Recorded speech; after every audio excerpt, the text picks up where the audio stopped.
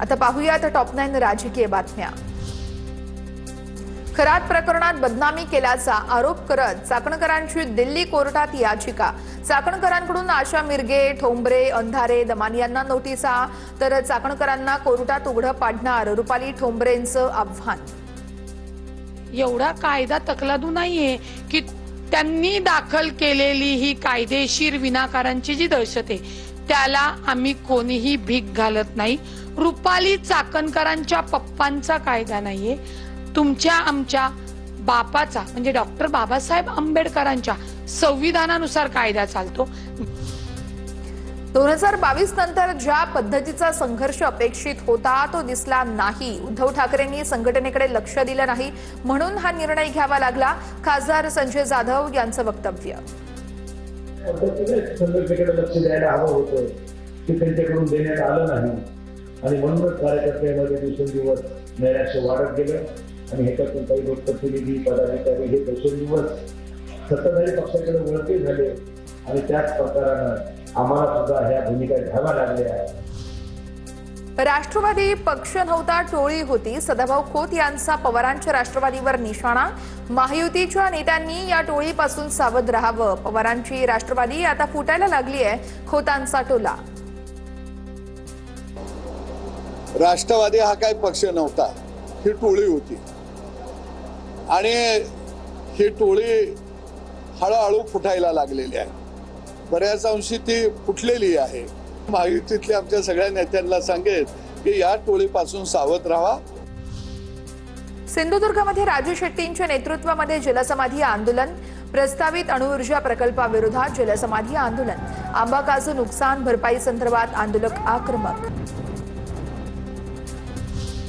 विधानसभेत सुधीर मुनगंटीवार आणि विरोधकांमध्ये जोरदार जुगलबंदी। मंत्र्यांकडे असणाऱ्या फाईल्सचा निपटारा कसाही करा पण करा, मुनगंटीवारांची मागणी। तर यावरती सुधीर भाऊ तुमचाच निपटारा झालेला आहे, विरोधकांचा खोचक टोला। असीम सरोदे यांचे आमदार संजय गायकवाड यांना नोटीस आहे। असीम सरोदेंच्या नावावरून अर्ध पाकिस्तानी असा उल्लेख केल्याप्रकरणी आमदार संजय गायकवाड यांना नोटीस आहे। एखाद्या व्यक्तीचं नाव मुस्लिम सदृश्य असेल म्हणून त्या व्यक्तीला पाकिस्तानी म्हणणं बदनामीकारक आहे, नोटीसीमध्ये असीम सरोदे यांच्याकडून नमूद आहे। भ्रष्टाचार आणि चोरी काही प्रमाणात झाली पाहिजे पण पर्सेंटेज कमी असायला पाहिजे। अंबरनाथ नगरपालिकेचे उपनगराध्यक्ष सदाशिव पाटील यांच्या वक्तव्याने मोठी खळबळ।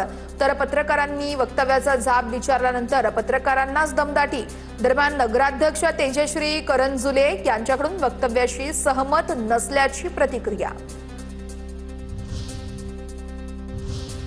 आता राज्यभरात पावसाचं धुमशान सुरू आहे, त्या संदर्भातल्या टॉप 9 बातम्या बघूया। कालची घटना ताजी असतानाच मुंबईमध्ये आज पुन्हा मॅनहोलची झाकणं अर्धवट अवस्थेमध्ये आहेत। प्रतीक्षानगरमधील मॅनहोलची झाकणं अर्धवट अवस्थेत दिसली आहेत। वॉर्ड अधिकाऱ्यांचं दुर्लक्ष होत असल्याचा आरोप आहे। त्या ठिकाणी सुरक्षेची कोणतीही काळजी घेण्यात आली नसल्याचंही समोर आलेलं आहे। पाण्याचा निचरा होण्यासाठी खोदलेल्या खड्ड्यामध्ये पडून चिमुकल्याचा अंत झालाय। सुरक्षा न करता खड्डा उघडा ठेवल्यानं चिमुकल्याचा दुर्दैवी मृत्यू। पुण्याच्या लोणी काळभोर या परिसरातली संपूर्ण हृदयद्रावक घटना आहे।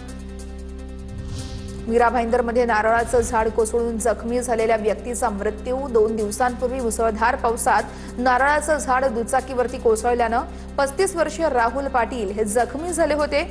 रुग्णालयामध्ये उपचारादरम्यान त्यांचा मृत्यू झालेला आहे। मुंबई, पुणे, पालघर, रायगड आणि ठाण्याला उद्या पावसाचा रेड अलर्ट। तर रत्नागिरी, सिंधुदुर्ग, कोल्हापूरसह विदर्भातील यवतमाळ, वाशिम आणि गोंदियाला देखील ऑरेंज अलर्ट जारी।